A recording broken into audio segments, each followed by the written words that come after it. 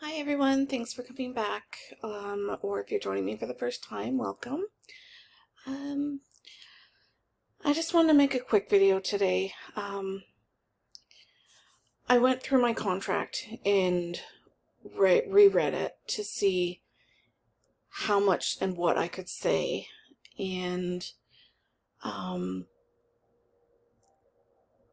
can't say a lot, apparently, but I think I want to make sure that people are warned and they know exactly kind of what I went through with my last intended parents, and I'm going to disclose their initials, and that if the people with these initials are trying to do a sibling journey and they don't let you speak with their surrogate, run the other way. I wouldn't put it past them for lying, because if they can do what they've done and treat somebody the way they have, I wouldn't put anything past them. They're narcissistic, they're gaslighting, they're assholes. So, I'm still having nightmares about what I went through with them. And I shouldn't be. This should have been a joyous occasion. This should have been a happy time. And they've turned it into a nightmare, literally a nightmare. I had nightmares all last night and the night before. Really, really nasty ones. Just about how they treated me, and it's just awful. So I'm just going to go over it a little bit more detail in kind of what I experienced. I can't say everything.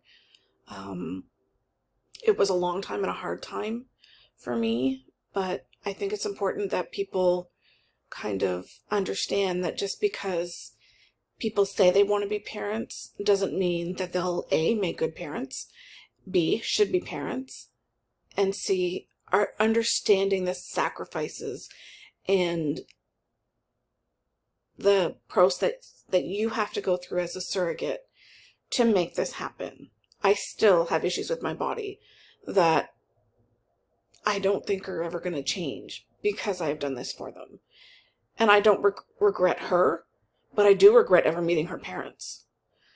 So, I can't fathom how somebody could treat somebody the way they treated me. I can't. And I should have seen it coming. I did, but I just wanted to help them so much. So when I first met them, we met at a dog park. And that was all fine and dandy. I thought they were going to bring their dog, but they didn't tell me that they wouldn't be and that their dog wasn't friendly enough to be at a dog park. So I stood in the cold with my dog watching as we chatted, and they seemed okay.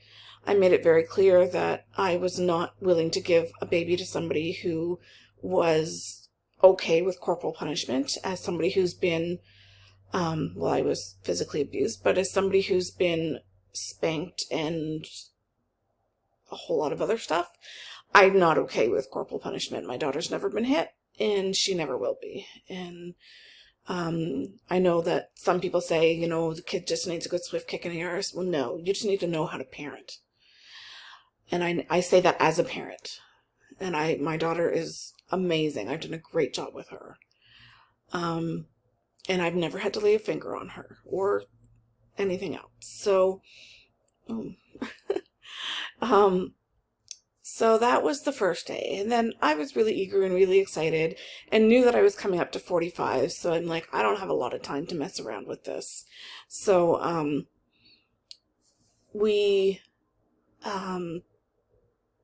I don't know what order we went, but we had a dinner at one point, and that was interesting. I don't drink on a good day. I don't drink. Some days I think I should take it up, but I'm not going to. It's just, I don't understand it.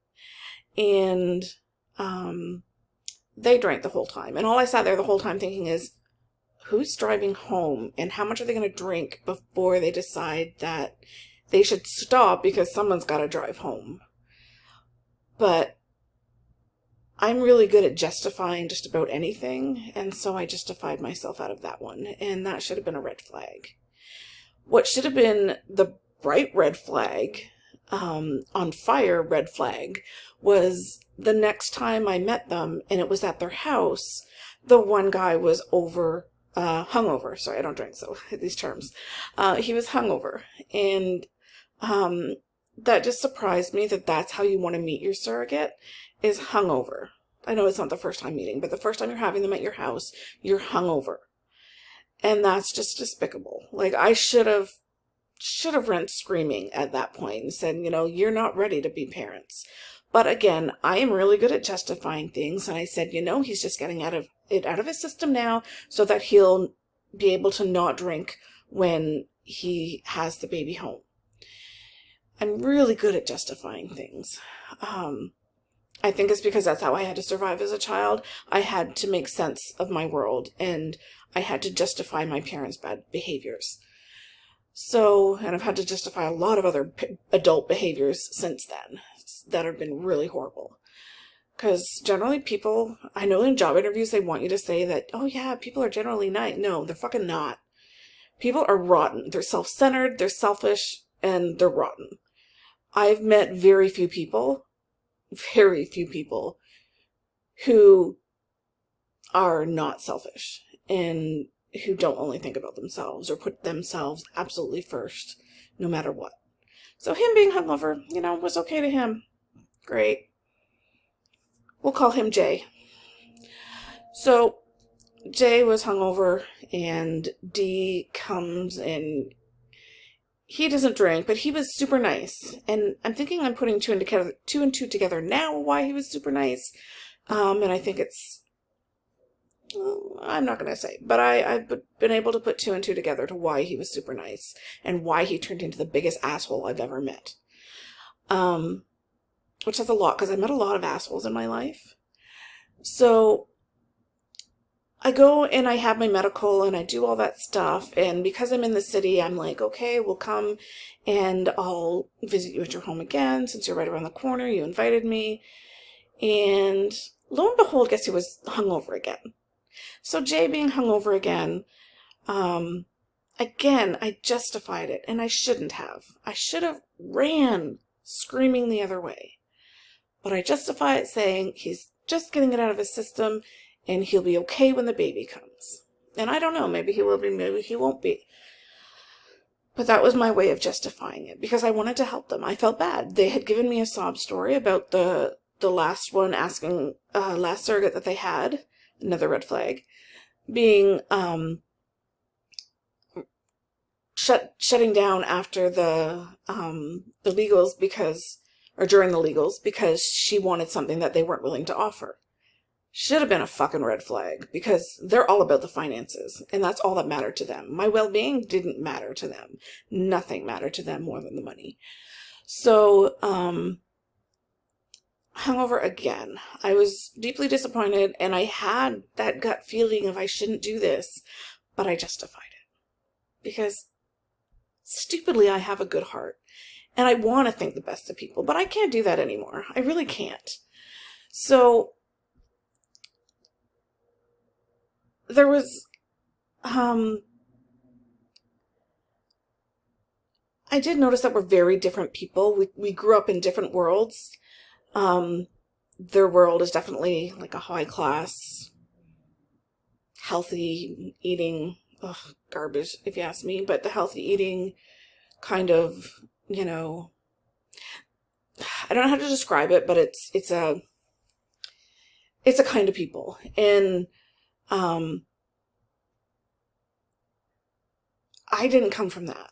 I came from, you eat what's in front of you, you're happy that you have it, shut up, put up kind of stuff. And we didn't have any of this fancy stuff. My parents always said how poor we were, though we weren't poor. We were middle upper class, so we were not poor at that time. So that's fine. We're in different worlds. That's perfectly fine. So that was absolutely easy to justify, even though they kept trying to give me things that there's no way in hell I'd eat. If I can help it, unless I'm just being kind and polite, which I was taught to do. But still, I'm not going to waste their food, and if I'm not going to eat it, I don't want to accept it. But whatever. That's really minor and really, really silly. But every meal that they had drinking. I went to a medical appointment and they invited me over, and I wasn't going to go. But I'm like, I'm there, and I had moved to London at that point, so I'm like, okay, I'll go, just, I'm pregnant, so they, have a right. And hopefully to give them that whole living vicariously through me. What they didn't tell me was that they already had guests over. There was drinking, again, because they can't have a meal without drinking. And I didn't fit in. I don't fit in with the kind of people I'm very real and very honest and very upfront. I'll give you the shirt off my back, but if you screw me, I am not nice. So, hence the video.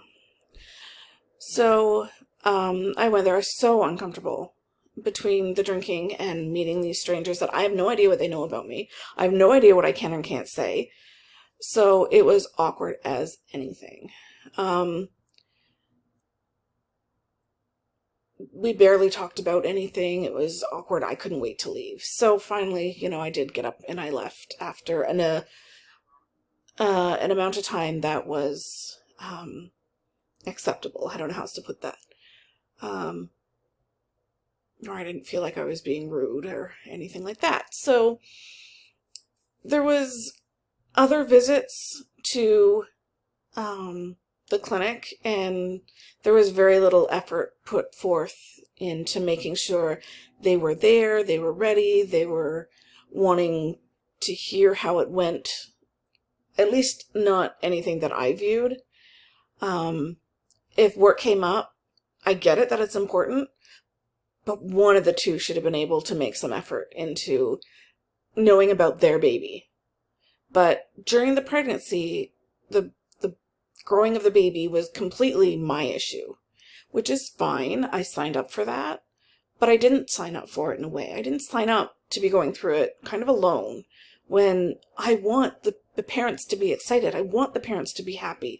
I want the parents to be involved as they feel like they can be. So kind of from the beginning, we had words and kind of not words at the same time, because I said, there's some things that you've said and done that I feel uncomfortable with, but I'm pregnant now. Because I guess I should step back a couple steps. Once I was pregnant, they barely wanted to speak with me. They barely wanted anything to do with me. They never really called. They never, really FaceTime. They didn't do anything really. It was really awkward. It was really uncomfortable. I made efforts and I reached out to them, because if I didn't, I don't know if we'd ever have talked. There was the littlest thing would happen and I'd make sure I called them or I'd text them, or I'd say, oh, the baby's doing this, the baby's doing that. And, joke around, like when the seatbelt was on, and sometimes, just where it laid on my stomach, I'm like, oh, she doesn't like the seatbelt laying there. And just to kind of, let them know that she's there and, she's going to have a personality, because, babies do. Children do. They become little people. So, I tried everything I could think of to just help them be involved. And I didn't feel it. It felt like it was more of an inconvenience when I did that, which is really sad, because I would be like bending over backwards trying to find out how that baby's doing. Is it okay today? Have you felt anything? Because I felt things from like 11 weeks, I think it was, where I could feel little flutters in my belly. I've been pregnant 3 times, so I know what it feels like when I have my little flutters, and I was having little flutters, and I'm like, oh my gosh. I had to look it up. I'm like, can I be really feeling the baby this early? And I could. So I'd let them know, but it's like they didn't care. And that made me really sad. So I kind of had my back up a little bit, because I felt like, okay, now that I'm pregnant, I can't change my mind. I can't do anything. Then my job is just to finish this and give them their baby and then fuck off, which is essentially what they wanted. And they proved that to me. But we're not going to step ahead. So during one of my appointments, I had blood pressure issues. Like anybody who's watched my videos know I had blood pressure issues. Not too bad, but they were there. In the beginning, they got worse at the end, but that's sort of normal, based on my age and a surrogacy pregnancy. But I also had the diabetes, and that was hard on me because I've taken blood sugars all the time because I'm a PSW, and I've done that lots and given insulin and done all that stuff. So it wasn't something new to me. But for me, having to maintain my sugars and figure out what food worked for me and what foods didn't work for me.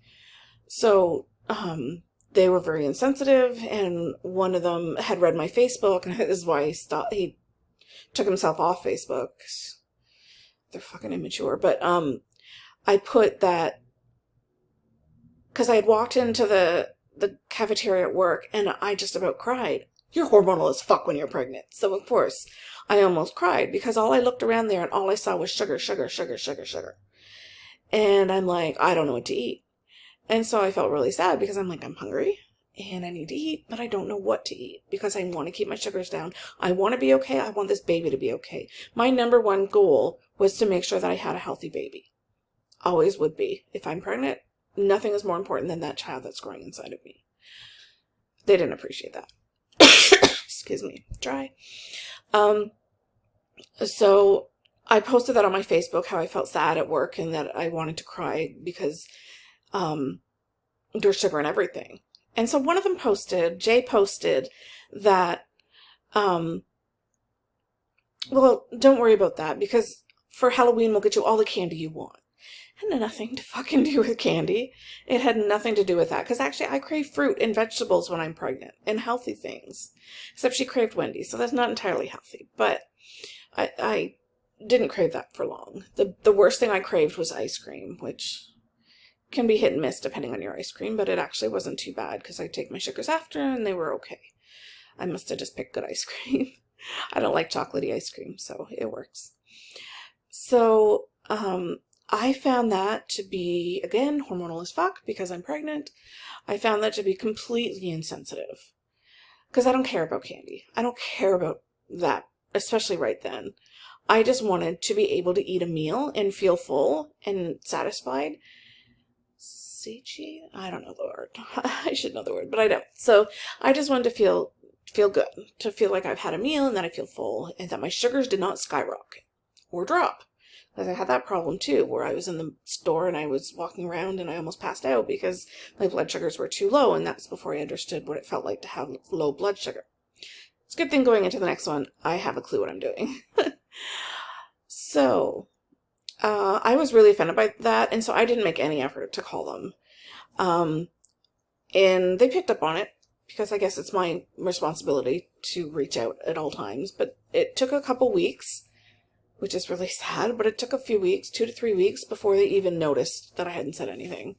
And they called, and I ended up speaking to Dee, and because Jay thought because of his language barrier that he didn't have that much of a language barrier. He did explain himself right. He said what he meant to say. It was just insensitive and heartless. In my eyes, especially right then when I was pregnant and just wanting to have real food. They tried to explain, Dee tried to explain it to me and say, well, it's this language barrier, that's not what he meant. And like, you can tell me whatever you want. I know what was said, and his language is not that bad. Hey, baby. My puppy. Actually, my daughter's puppy. So,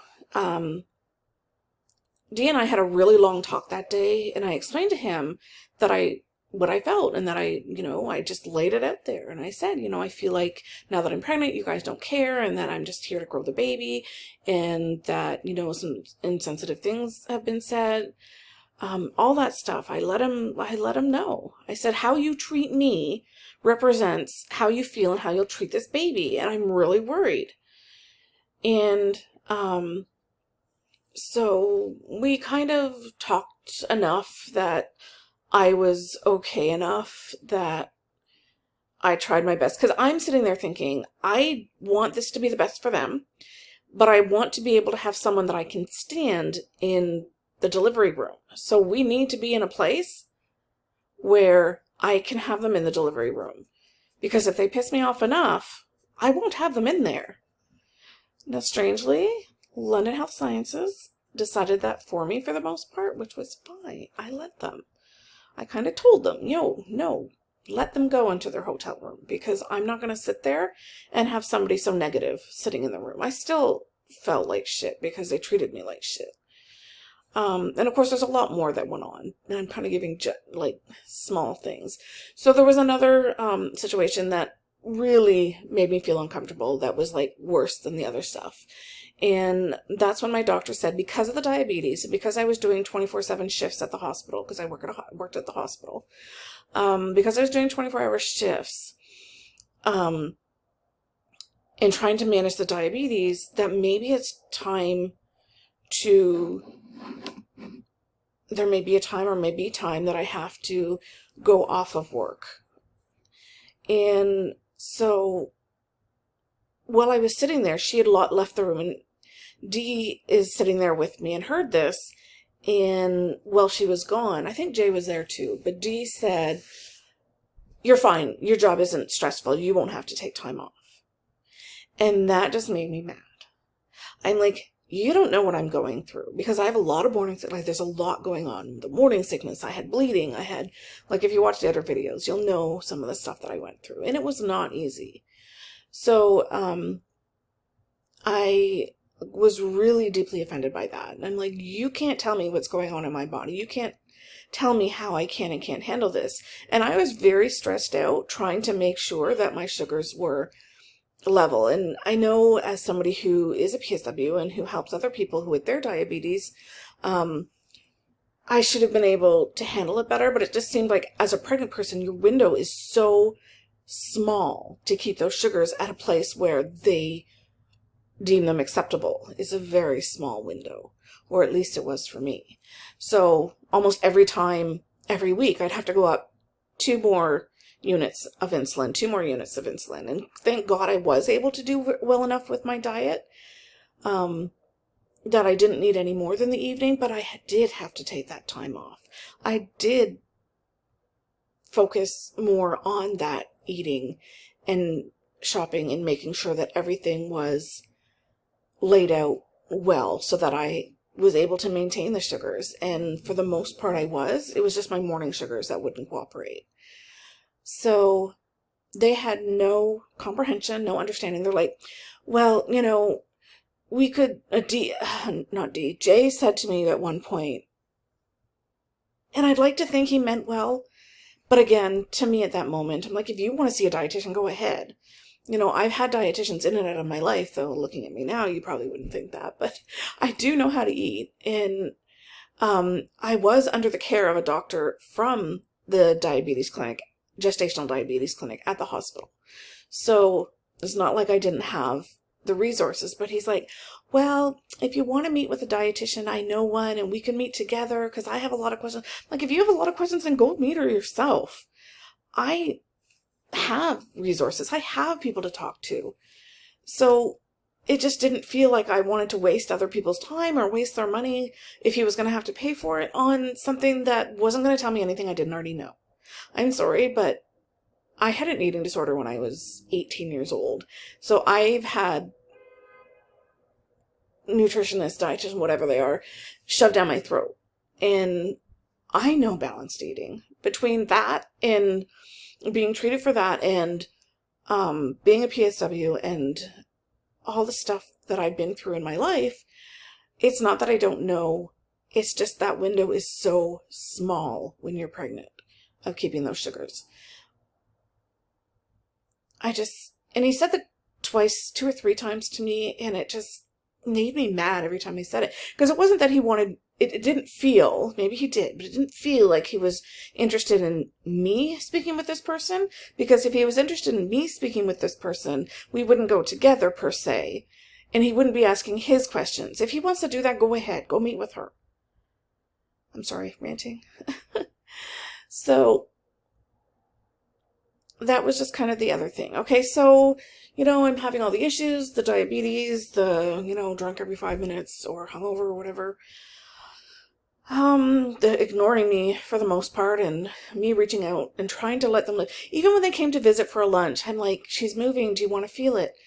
And no, they didn't want to. I'm like, okay. Like, I'd be all over you if you said that about my child. So I don't comprehend. I don't understand the reasons why they behave. Now, you guys watching, maybe you understand something that I don't. Feel free to let me know. But I just don't get it. So there was that. And then the times that we had ultrasounds, because we had issues, as you know. So we had to go for extra ultrasound. So they'd come to the appointment for the ultrasound, because the appointments weren't important, but the ultrasound appointments were important to see the baby. So I get it, but on a certain level, I don't. Both should have been important. I have to go to both of them. They should have to go to both of them. But, and want to go. I would want to go. I'd be all over you if you were having my child. I'm sorry. I would be a pain in your ass, but that is my child. Apparently it doesn't go the same for everybody. So, I'd sit there, and the one time I remember being quite big, though I am big, but big with pregnancy, like far along, and she was moving really well, and so they could see it, and I was watching her, because I spent a lot of time watching her, and talking to her, and rubbing her, and cuddling her, and all that stuff, because that's what I do when I'm pregnant, and, at least I know she was loved inside.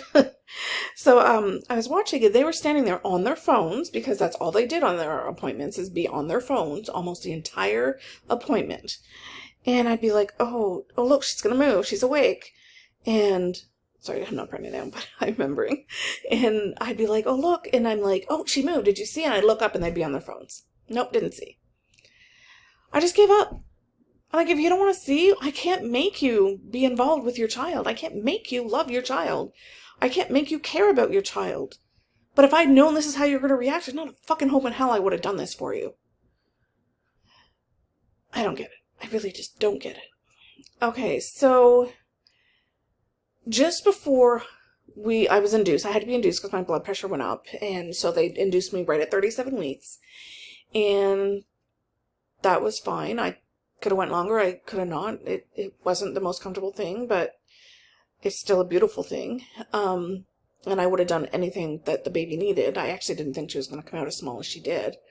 She was just over 6 pounds. So considering mine were just over 8 pounds. Well, 6.5 versus 8.5. So she was so small. So, I wanted to make sure that they were going to be there for the birth of their baby. They weren't interested in everything up until then. I was hoping that they would, have some oomph to want to come and see her be born and cut her cord and do all of that stuff and be part of it. As a parent, I know how important that is. But apparently I don't know anything. Anyway, so during that time, I asked them about it and they're like, well, no, it takes a really long time, especially when you're induced. And I said, this is my third baby. It could be a long time or it could be really quick. We don't know. People have babies on the way to the hospital. We don't know. Babies come when babies are ready. And I tried to put this out there for them. And I tried to explain this to them. I think my new IPs get this. But I'm like, I just wanted the best for them. I wanted them to experience everything they could for her. And it's not like they experienced much up until then. But they were like, no, it could take a long time. They had to work, I guess. Or be on their phone. I'm not sure which one. Maybe both. So, I mostly only spoke with D because Jay just felt like it was his language. It wasn't his language. He was just insensitive. Which is really weird because I'm getting to something. So, they ended up phoning the hospital apparently a number of times because they wanted to know the schedule, because babies come on a schedule. Like, I know I was being induced, but they wanted to know exactly how things were going to happen and when they were going to happen and why wasn't I in the hospital already. And, they apparently, according to the nurses, and the nurse practitioner that was there, they were absolutely entitled assholes. And I don't disagree. They acted like entitled, neurotic assholes. So, it just blows my mind. Like, if you can't handle not having a schedule, what the hell are you going to do when this baby comes? Because she's going to have her own schedule. So, I love how nightmares bring this all back for me. So, yeah. So, I was trying so hard to get them involved. And they were more interested in making sure that they harassed the shit out of the hospital. They were mad. Like, they were trying to be polite, but they told me later when they had gone home and I was sitting there crying my eyes out because I didn't get my goodbye that I had specifically asked for, to be able to grieve in my way and process it and say goodbye to this child I had carried for 8-9 months, and I loved and I grew and I developed so many feelings for, but so many health issues and so much morning sickness and so much tiredness. They don't understand what goes into having a baby. And yeah, I do it again. But anyways, I'm doing it again. But, so I was happy when the nurses at the hospital said that they don't recommend that they be there because it is going to take a while and that they should just wait in the hotel until we're ready. So that was great. I was actually really happy about that because I didn't want them in my room any more than they had to be, because all they were going to do is bitch and complain and micromanage. And I can't have micromanaging. I'm in labor. And my epidurals did not work. It was horrible. It does not work. Epidurals don't always work. So, I went through everything. Sorry, my watch is talkative tonight. So I went through all of that, and then finally, like, it was probably about 23 hours of labor. They did come down early. I'll give them that. They came down early because apparently they got excited. Like, it's about fucking time. So they got excited and they came down. So they've got themselves a hotel, which is good. This is, kind of what I wanted them to do, to make sure that they're going to be there. Because, it did take a while, but it could have taken a couple of hours. We don't know. Babies, as I said, come in their own time. So, sorry, I'm saying that a lot, aren't I? I went through and I labored there was about 23 hours, I think it was. And then the heart rate kept dropping. It kept going down. It was dropping. And they'd move me and they'd shift me and it'd get back up and then it'd go back down again. And then it got really low, like 50 something. And I got very scared. So I looked at my daughter, who was experiencing it with me, so that she could learn some stuff as a nurse. I looked at her and I said, "You need to get them here now. Call them now." And because I was afraid they were going to take me in for a C-section. So they did. They came really quick. But I'm in there and I'm going through labor for their child, and they're in the room and they had to excuse themselves because I was yelling and it was just too traumatic for them. Like, holy fuck. I'm the one going through it and you're the one who has to leave. I'm the one who's bearing all of this pain, and it was agony because, anybody who's given birth knows it's not a walk in the park. Which is weird because next time I'm going natural. But anyways, because I don't like what it did to her. I don't like what it did to her. She ended up with the shakes after because of how much medication they put in the epidural, and I'm not doing that again. I'm not doing that to another baby. Especially since it didn't work.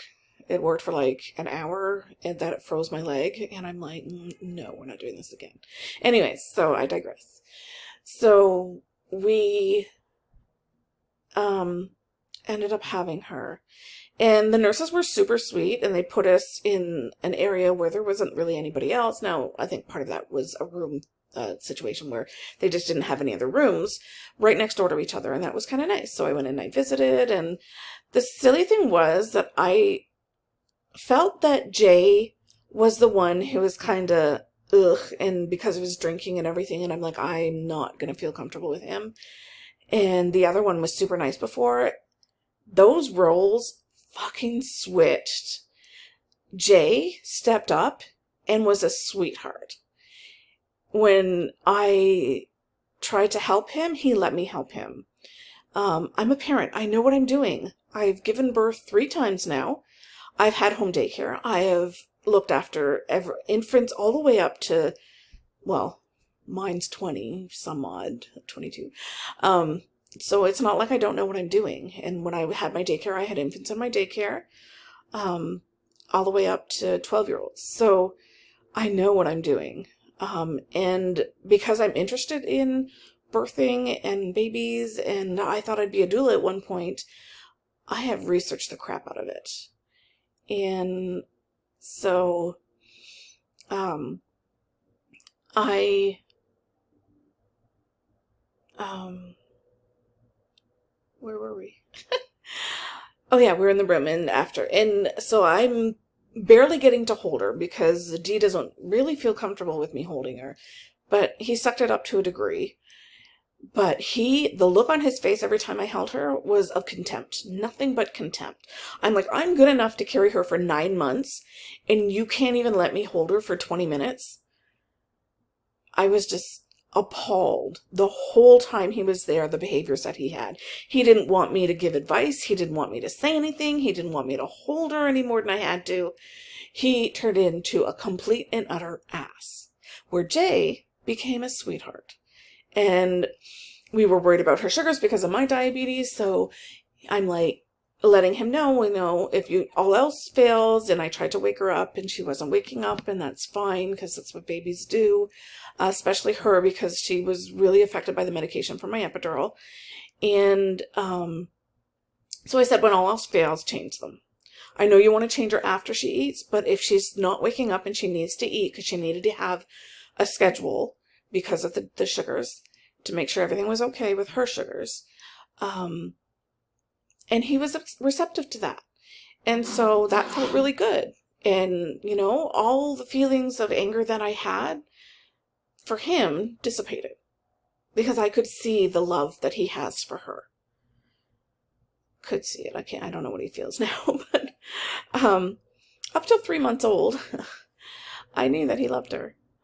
And then Dee was, oh my God, possessive. My daughter had held her and decided to flip to the other arm because she's left-handed. So when we hand her a baby, she might be more comfortable on the other arm, which is fine. He almost flipped his lid over that. The look on his face my daughter was like, I thought, he was going to come over there and try to take her from me because he thought I was going to drop her. And she's a nurse. She's done a rotation on maternity. He turned into a complete and utter ass, and he did nothing but continue to be an ass the whole time. I went to their house for a dinner. I went to their house twice, once, and then once for a dinner, once for a visit, one for a dinner. And, again, I didn't really get to visit with her and hold her too much. And, a little bit, but not really. I'm like, I spent, this is hard. I know how important colostrum is. I know, baby. I know how important that is. I spent an hour one night, at least an hour, I think it was closer to 2 hours, trying to get just a couple cc's, or I had these little tiny syringes, and I tried to get 2 little bits, because every bit I felt of this, I called it liquid gold because it is, for her, I wanted to make sure that she had, because I wanted her to have, again, the best start that she could have. This makes me a horrible person and all. So I let a nurse milk me, literally squeeze my breasts and rub my breasts and milk me in order to make sure she had this colostrum. And I let my daughter help, putting her nursing cap on and everything. She helped me. She just sucked it up while I did the rest. But she helped me get this liquid gold for these people who are completely and utterly fucking ungrateful. And then, just before, this is where everything turned to hell. After the first visit, we were talking about finances, and I felt bad for them having to have me out for that long. So I said, I'm allowed, in my head, I'm like, I'm allowed to be off till 8 weeks. But if I go back part-time, I'm going to save them money because they won't have to reimburse me as much for lost wages. Because I'm not a bitch. Even though people seem to think I am, or they've made me out to seem like I am, I'm not a bitch. So in my head, I'm like, okay, so if I go to work, they won't have to pay as much, and that'll be easier on them. And it wasn't until after, when the shit hit the fan, and I did the math, that we weren't even close to the maximum that they had budgeted and planned and that I'm allowed for reimbursements. So that was a kick in the fucking teeth. So I was talking to them, and they're like, well, you're fine to go to bed. This is where we go talking about what a woman can and can't do with her body again. Like, you're fine to go to work. So we shouldn't have to give you that last reimbursement. So I said, and tried to explain, that technically, after a mother gives birth, they're allowed 15 weeks of mat leave. I said, I'm fine with the 8 weeks. Would have been fine with the 6 if they had stayed with the 6. That's fine. But I'm trying to make things easier on you so that I go to work part-time, because I shouldn't go back to work full-time until I know that I'm okay and that I'm ready, because there was a lot of issues with me, with the blood pressure, the diabetes, a handful of other things that I just don't care to share. I wanted to make sure that I was 100%. I still hadn't had a period yet. I was still really nervous of that. I'm like, I don't know what's going on. And this is 3 months into it, like just 3 months. And I'm like, I should have had a period by now. So, I texted them after I got off the phone, because he was not listening to me. He was more concerned about the money and not having to pay me my last reimbursement than he was anything else. So I just said, I can't talk about this with you anymore. So when we were done, I thought about it, and I texted him and I said, I can't stop. I said, I can't trust that you're not gonna, well, I can't trust you anymore, so I'm not going to be able to do the sibling journey, because I said I would do it for them. But I'm like, I can't do it because I don't know that they're not going to go. If he's giving me this hard time over this simple little contractual thing, then how do I know he's not going to go back to treating me like shit? Well, especially since he changed, that he's not going to go back to treating me like shit the entire pregnancy. It had nothing to do with the money. I don't fucking care about money. As long as I can pay the rent. Hi, come on up. As long as I can pay the rent, I don't care about money. And not being able to work, it was a problem. I did need to have an income. So I did need the reimbursements for lost wages, which is what I was entitled to. So, you can come up, Bella. No? Okay. Sorry, Puppy's confused whether she wants to come up or not. And, so after that, they've ghosted me ever since. Good girl. And, I wrote to them a few times, which is apparently harassment. But I wrote to them a few times just explaining what I was thinking and why I was saying that. And, sorry, strange people outside screaming and yelling. And I just, sorry, that was distracting. I emailed them a few times and let them know that, you know, I'm not trying to be a bitch. I'm not going to be able to do it. And then they were ignoring me. So I'm like, well, if the only way that I'm going to be able to have a relationship with them and be able to see the baby, it wouldn't have mattered to me. I went into it thinking I didn't want to know the baby after. I didn't want to have anything to do with it, because I have given a child up for adoption, and it was just easier that way. And they were very clear with, oh, you're Auntie Crystal. And they started calling me Auntie Crystal. And they were very clear with, you know, I'm always welcome, and we're family now, and blah, blah, blah. So I didn't think they were going to turn their back on me. I didn't think they were going to be so utterly, horrifically cruel and say all those things just to say, fuck you, which is what they did. So they said all the nasty things through the pregnancy. They practically ignored the baby through the pregnancy. They spent more time on their phone and being focused on work than taking their time to be focused on the baby when they were with me. They had drinking issues. They think they know everything. And they think that I'm the problem because, what, I wanted to include them? Because I asked for one thing, which was to make sure that before they left, I was able to sit with her and say my goodbyes so that I could grieve properly of the loss of this child that I've carried for 9 months. And that's all I asked for. Out of all the things that I did, the only thing I asked for was to get that goodbye. And they essentially said, fuck you, we're leaving. We are too stupid to know how to put her in a car seat, so we're not taking her out.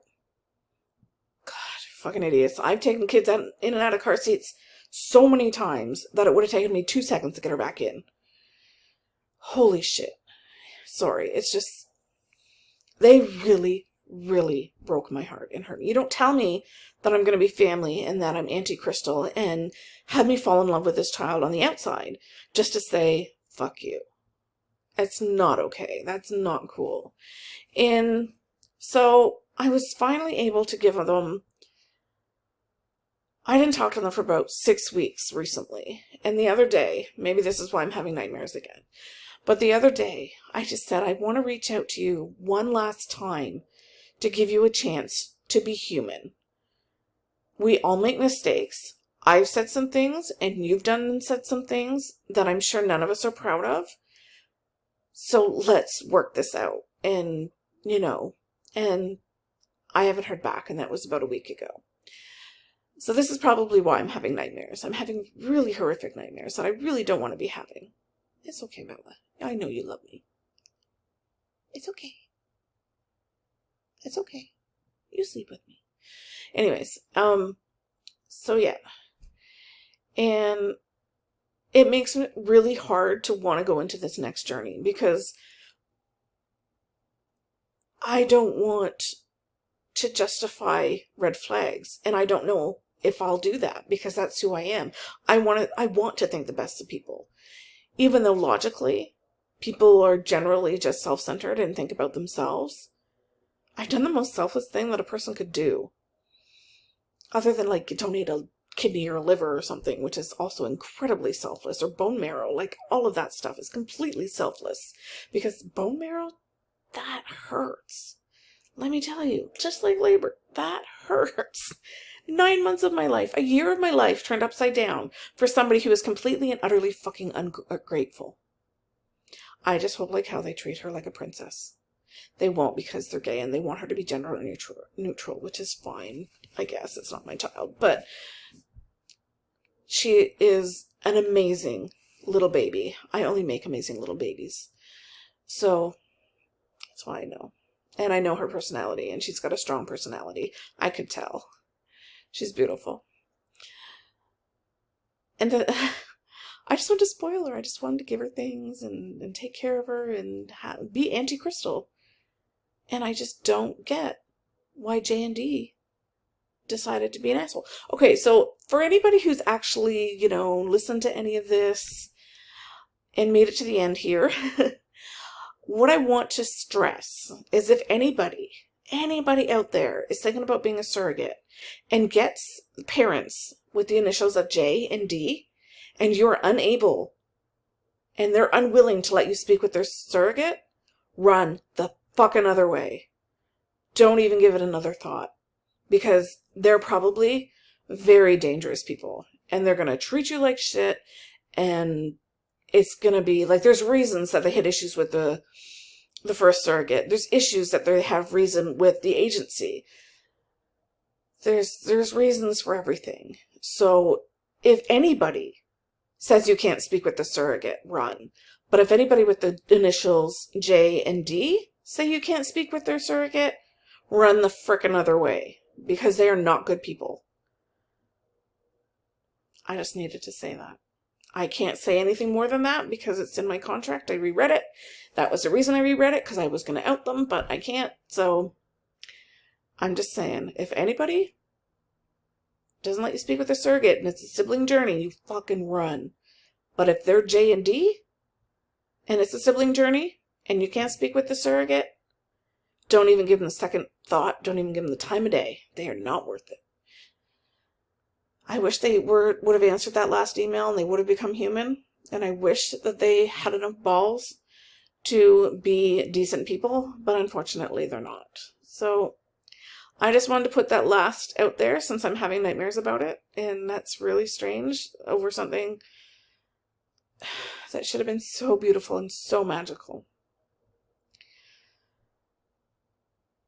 But yeah. Okay, so I'm going to put this to bed. And good luck if you are going to be a surrogate. I wish you all the best. It's a beautiful thing, usually. And just make sure that you question your parents and any red flags that come up. Any. Run the other way, because they're just small little things of what's going to come in the end. And I know that people are watching this and hating this because I've had it actually come full circle to me and somebody's talked to me about things that I have said. So I know that people are paying attention, and that's good because I want to protect other surrogates from being hurt in the way that I was. And